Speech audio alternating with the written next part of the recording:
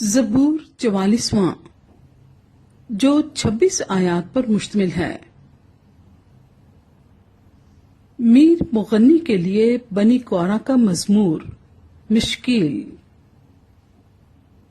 اے خدا، ہم نے اپنے کانوں سے سنا، ہمارے باپ دادا نے ہم سے بیان کیا کہ تو نے ان کے دنوں میں قدیم زمانے میں کیا کیا کام کیے۔ تو نے قوموں کو اپنے ہاتھ سے نکال دیا اور ان کو بسایا۔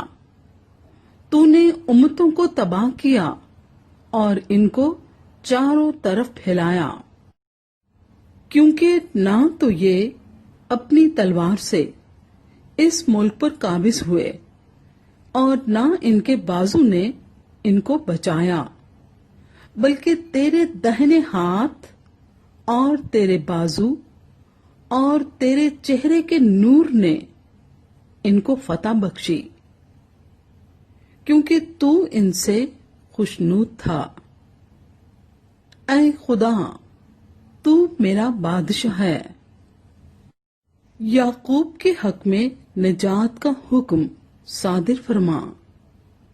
تیری بدولت ہم اپنے مخالفوں کو گرا دیں گے، تیرے نام سے ہم اپنے خلاف اٹھنے والوں کو پامال کریں گے، کیونکہ نہ تو میں اپنی کمان پر بھروسہ کروں گا اور نہ میری تلوار مجھے بچائے گی، لیکن تو نے ہم کو ہمارے مخالفوں سے بچایا ہے اور ہم سے عداوت رکھنے والوں کو شرمندہ کیا۔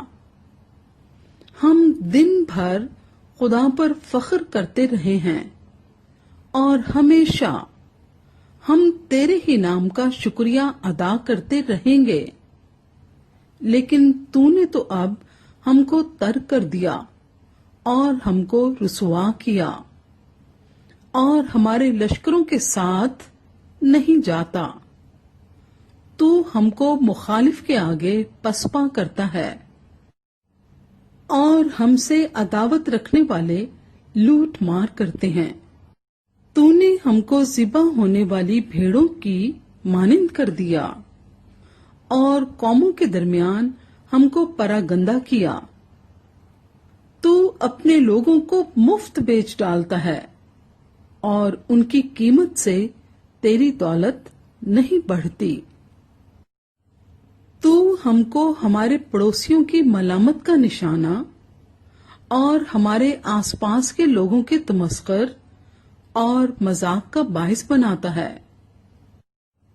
تو ہم کو قوموں کے درمیان ضرب المثل اور امتوں میں سر ہلانے کا باعث ٹھہراتا ہے۔ میری رسوائی دن بھر میرے سامنے رہتی ہے اور میرے منہ پر شرمندگی چھا گئی۔ ملامت کرنے والے اور کفر بکنے والے کی باتوں کے سبب سے اور مخالف اور انتقام لینے والے کے باعث یہ سب کچھ ہم پر بیتا، تو بھی ہم تجھ کو نہیں بھولے، نہ تیرے عہد سے بے وفائی کی، نہ ہمارے دل برگشتہ ہوئے، نہ ہمارے قدم تیری راہ سے موڑے۔ جو تو نے ہم کو گیدڑوں کی جگہ میں خوب کچلا اور موت کے سائے میں ہم کو چھپایا۔ اگر ہم اپنے خدا کے نام کو بھولے یا ہم نے کسی اجنبی معبود کے آگے اپنے ہاتھ پھیلائے ہوں، تو کیا خدا اسے دریافت نہ کر لے گا؟ کیونکہ وہ دلوں کے بھید جانتا ہے، بلکہ ہم تو دن بھر تیری ہی خاطر جان سے مارے جاتے ہیں اور گویا ذبح ہونے والی بھیڑیں سمجھے جاتے ہیں۔ اے خداوند، جاگ، تو کیوں سوتا ہے؟ اٹھ، ہمیشہ کے لیے ہم کو ترک نہ کر۔ تو اپنا منہ کیوں چھپاتا ہے اور ہماری مصیبت اور مظلومی کو بھولتا ہے؟ کیونکہ ہماری جان خاک میں مل گئی، ہمارا جسم مٹی ہو گیا، ہماری مدد کے لیے اٹھ